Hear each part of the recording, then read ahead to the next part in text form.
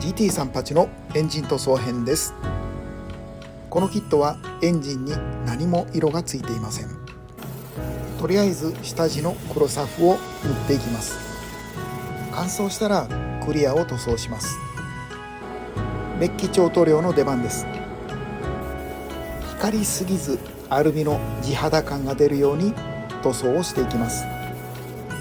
この塗料は少し塗り込んだ方がツヤが引けていくタイプのようです。